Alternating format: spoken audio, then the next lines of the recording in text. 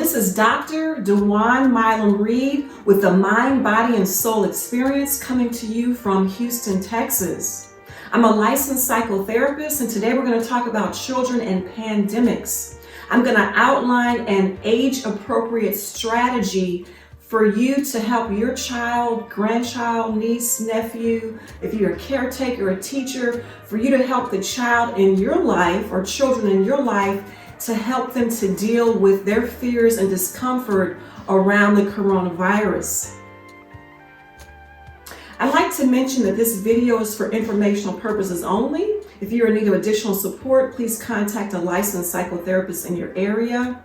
If you like this video, be sure to like it below, to share it with anyone that you know that has a child in their life that they want to help through this crisis. Please be sure to make comments and subscribe to my channel.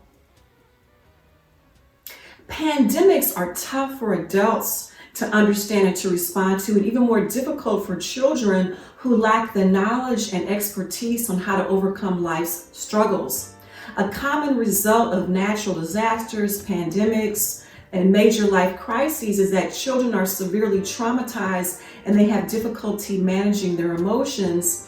And these issues that they face during this very difficult time can follow them through adulthood and end up causing them depression, anxiety, grief, anger, and hopelessness. My goal today is to outline a strategy to help parents, caretakers, grandparents, aunts, uncles, caretakers, to help their child to deal with the fears and discomfort regarding the coronavirus. A child should be able to be a child, even during a nationwide crisis. Their innocence and their fun should not be halted. So I want to talk with you about skills to help your child deal with this very difficult period in life. Children react to disasters in a variety of ways. Some children are able to handle the panic and the fear in the media and amongst those around them with little disruption to their mood or to their behavior, and others become tearful and clingy. They may regress to earlier life stages such as thumb sucking, bedwetting, fear of the dark. Children can become irritable or aggressive or withdrawn or worried. Some children may worry that they themselves may be impacted personally, or that their family, their friends, their pets may be impacted as well. Some youth become preoccupied with thoughts about the pandemic, and they have difficulty concentrating in school. Children can become more argumentative. They can engage in conflict with peers and siblings, and especially those that have to, stay inside. Staying inside can make children feel very isolated and trapped.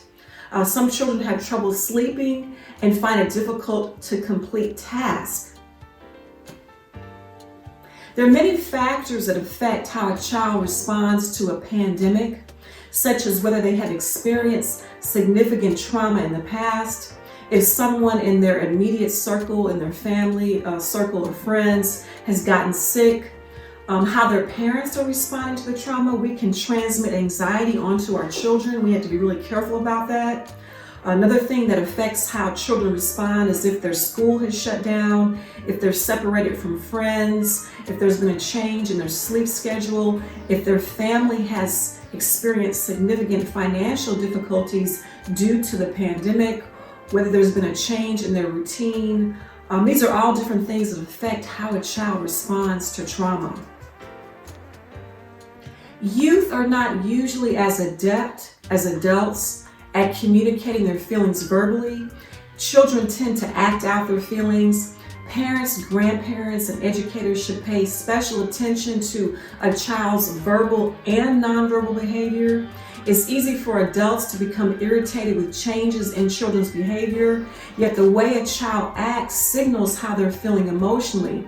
So let your child know that they're important to you, that what they're feeling is important to you. Find others in your circle who are willing to support your child through this very difficult time. Comforting physical touch is really important, giving lots of hugs, reassuring your child, praising them is really important. Spend one-on-one time listening to your child's perspective. Some children process events by talking about things over and over and over again, and it can become very irritating, but this is the way how many of them process their feelings. So be patient with your child, allow them to ask questions, allow them to talk about this issue repeatedly. So I want to talk about some specific questions that you can ask your child to facilitate their healing throughout this process. Some ideas for questions are, why do you think this has happened? What do you think the scariest part of it is? What's the most unexpected thing that has happened for you with the coronavirus? What are you most concerned about? What is most surprising to you about this? What is the most confusing thing about this crisis for you? What are you most upset about? What do you wish mom and dad would do differently? What do you need right now to help you feel better? What have you learned from this crisis? How do you wish things could be different? What are some of the good things that have happened as a result of the crisis, such as being able to spend more time at home, being able to engage in activities close to home, spending more time with family, etc. So, get them to focus on the positive. And also, how can you help others during this coronavirus crisis? And I'd love to hear from you all if you have some additional questions that you think would be helpful for children to get the conversation flowing, to get them to thinking about things and to focusing on the positive and to help them to process their fears. So if you have any other suggestions, please list them below in the comment box. One of the interesting things about children is that they lack insight about why things happen. They have a very egocentric worldview, which is totally age appropriate, but because of this egocentric worldview, many times they think that things happen because of them. And as a result, they take on a lot of unnecessary grief. They oftentimes think that death happens because of them, or disease, or wars, or just all types of things they interpret as being caused by their actions. So it's important to talk to them about this and to see why they think these things have happened, and to reassure them that this situation has nothing to do with them. They didn't cause it. We didn't cause it. It's not the result of us. For young children who are not very verbal, play and art and writing are wonderful ways for them to express their feelings. If you haven't done so already, help your child to identify some of their toys that they can use to play out their feelings about the coronavirus.